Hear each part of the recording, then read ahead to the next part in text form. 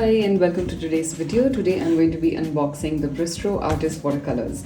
So I've been using their gouache for a couple of years right now and I'm quite excited to try out their watercolors. So let's unbox this and figure out how these colors are.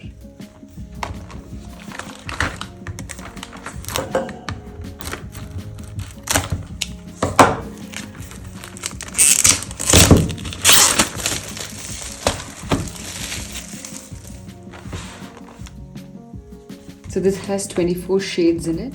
So this set is for about $897 or about 900 INR. I will leave a link in the description box. So let's unbox this and see what the colors are inside.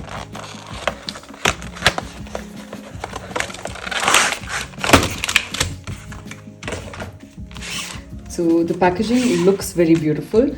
So my one issue with most of their gouache tubes was in fact their caps, because what starts to happen is this keeps getting stuck after a point and then the tubes become really deformed and it becomes very difficult to use them.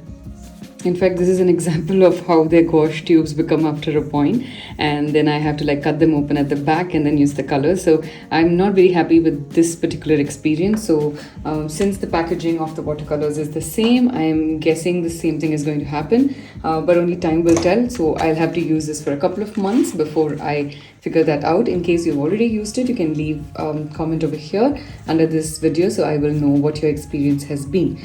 So talking about the colors, it looks very similar to the gouache set. In fact, if I don't read the word watercolor, I would be pretty confused and I would think it says gouache. So I wish their packaging was slightly different to differentiate between their gouache and their watercolor tubes, because when you're painting and you're in the zone, you won't really know which one to pick out.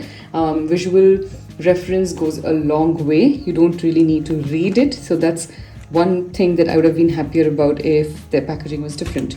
So what I'm going to do is I'm going to make very quick swatches. I have the Brustro sketchbook here. It's 180 GSM, but it's good enough for light washes. So I'm going to make quickly swatches of all of their colors, and then we're going to do a small painting and we'll see how these colors work.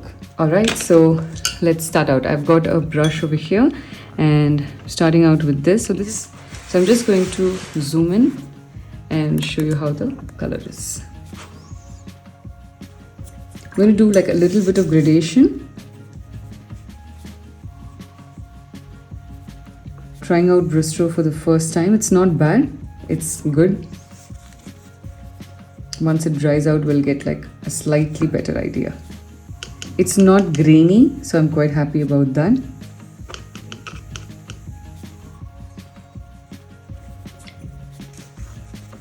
So with gradation, you just take a little bit of water and then push the color down. So it's not very smooth. You can see how there are some patches that are created over here. So that's a little difficult to deal with. But so I'm going to do the painting in a 300 GSM watercolor sheet. So we'll get a slightly better idea over there. Right now, this helps us to get a good swatch set. I like this color.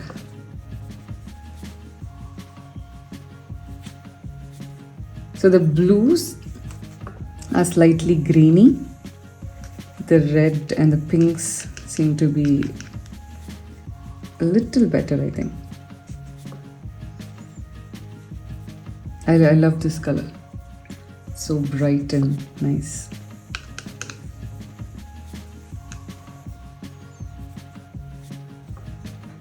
So this is common across most brands. Some of their colors would be a little grainy. It should not happen ideally. All the artists or the professional range will not give you this issue. This is generally seen intermediate or student range. But I think overall it is okay, except for I think this particular blue especially. The others seem to be fine so far.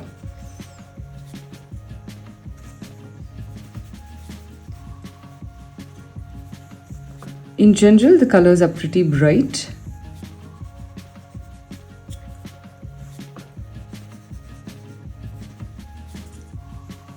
The yellows and oranges are gradating quite well.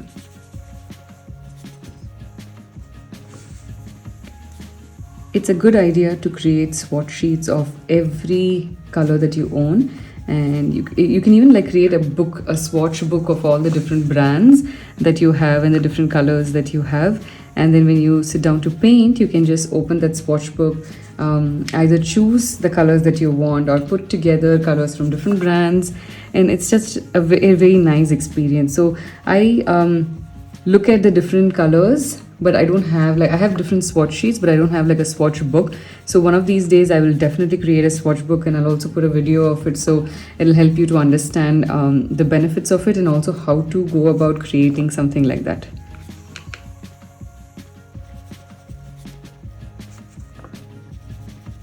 Most of the colors seem to be quite nice.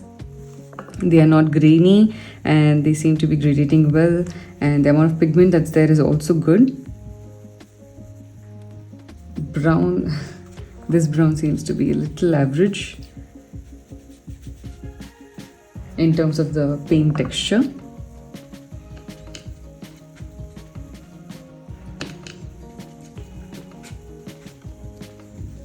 Yeah, I'm not so happy with the brown, but I think it could also be the preservative which was there in it, the binder, which is creating this. But I think both of them that I tried, I didn't like them. This is the third one. I don't like this as well. You can see there's a huge difference between the quality of this one. It's a little more grainy as compared to the rest. This is a nice dark purple. Don't mind the background noise. There are a lot of helicopters that are in this area.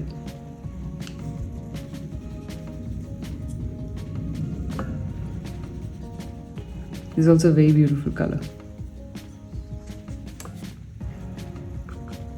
Most of these don't seem to have the issue in the gradation or in the quality of the paint.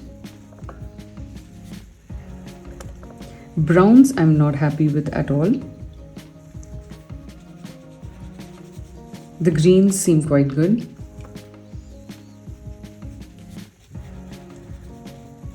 I've tried out, I think I've used like 2 sets of their gouache. So I do like their gouache. Of course there are some problems with it, but if you're going to do like practice work, it's very nice. But their watercolors I have never tried out. This is my first time, and it's not too bad.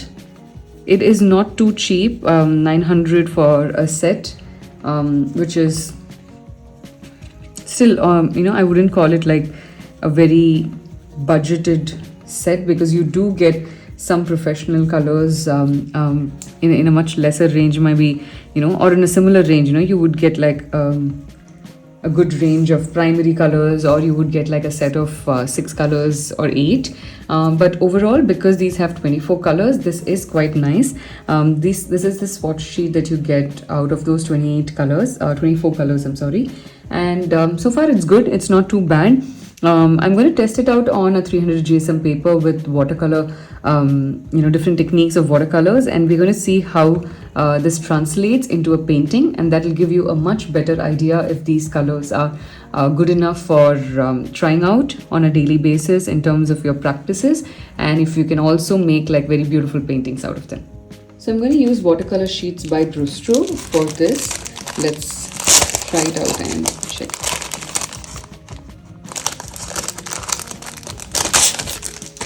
So this is A5 sheet, and it is cold press, which means you will be able to see some texture on the paper. So I'm going to draw something a little simple, and then we'll test out these colors. So I'm going to draw like a small portion, let's say in the garden. We could have some flower pots and some plants and potted plants coming out of it, so we can create some patterns on it. So just imagine in your garden you have like this ledge that you've put up, and there could be another kind of a pot.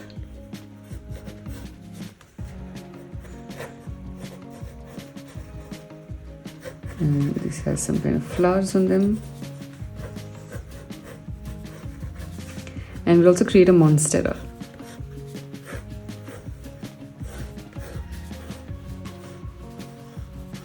Monstera is my favorite one. So I've been growing one, so I think that's why I've become like a huge fan of Monstera.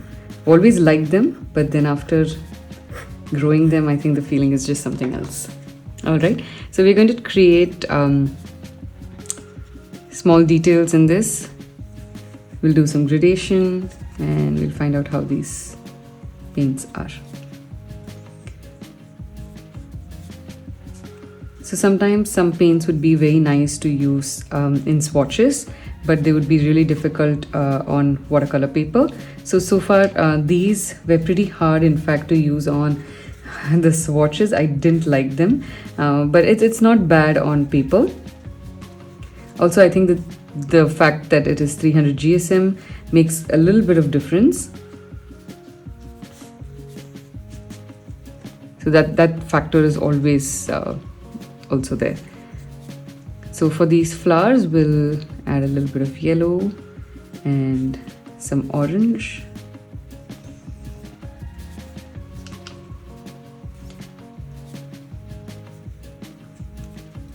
So it's not very good for gradation.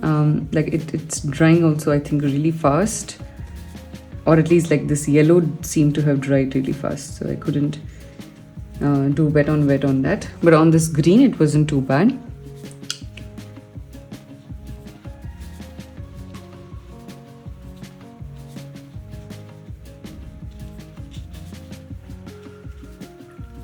For the Monstera, let's use another color. Let's do blending of like 2 colors in it.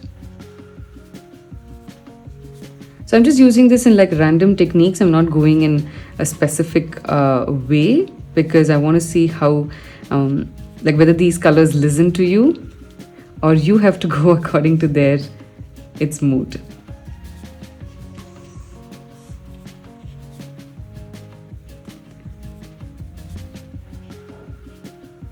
It's not too bad.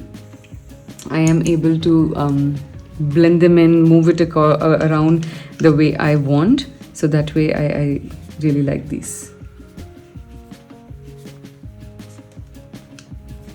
So if you are a beginner, know that paper matters a lot in watercolors. The effect of things will completely change depending on the kind of paper you're using.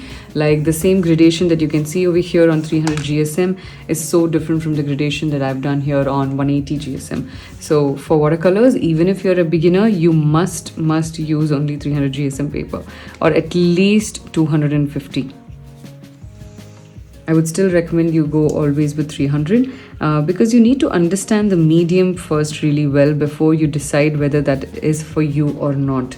You cannot understand the value of a particular medium unless you use it on the right paper.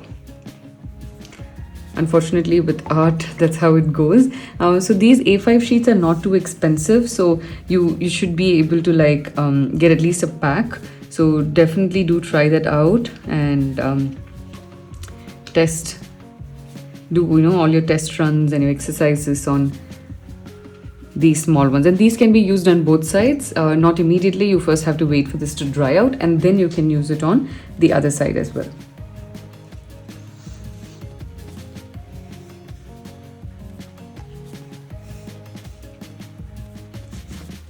We'll also give like a little bit of shadow.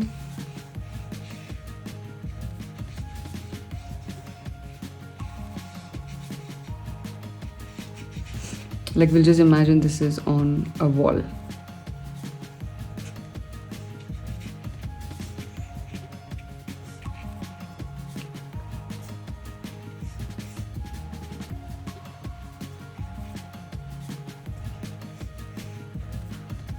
The colors are a little strong in the sense they are a bit too dark than what I would have liked, but that's again a personal choice.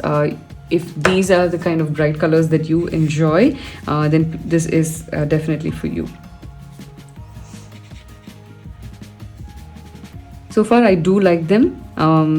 It's a huge difference in terms of like the paper. So I can find that the colors are much better.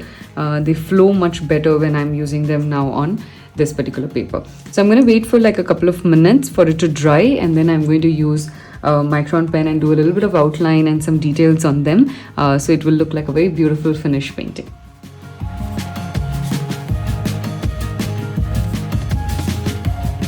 So I'm going to be using a brush pen to add in the details, because I don't want to do like a full complete outline. So I want to like have a little bit of broken lines and some tiny details that I want to add here and there.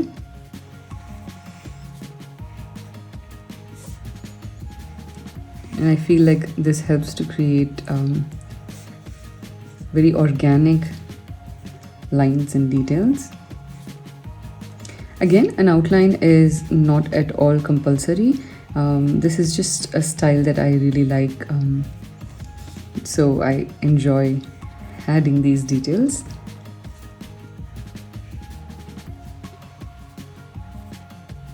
I really like how it's coming out so far.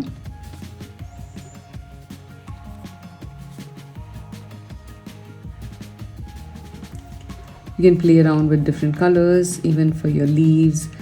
For your background, you can add in more details at the back. You can add people, pets, anything that you feel like.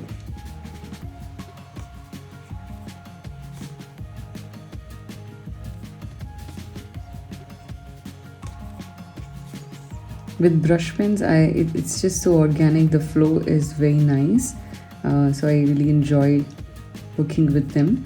It can be a little tricky. It takes a little bit of time before you get used to using brush pens. So if you are somebody who's used brush pens and given up, saying that, you know, it's just not for me, it's not working in the way that I like it to be, then just give it a little more time.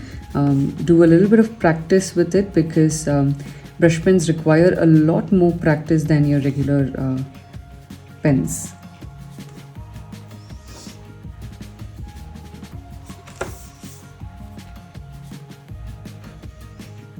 Signature. So I like these colors quite a bit. So if you're somebody who is intermediate level or in the beginner level and you want to do everyday practices and you don't want to get professional range of colors, then this set of Artist Brustro watercolors is perfect for you. I do like them. I like the effect that it finally had on my 300 GSM watercolor paper, and the colors are also pretty bright and happy. Once it's dried out also, it has maintained the brightness. It's not too bright, and at the same time, you know, it doesn't dull down too much, so it's good. You'll need to like figure out if this palette works for you, and I hope this video was helpful for you to understand whether these paints are good enough for you or not. Thank you so much for joining me in today's video. If you're new here, do consider subscribing to my channel so you can get updates every time I put up a new video. I'll see you for the next video. Bye bye.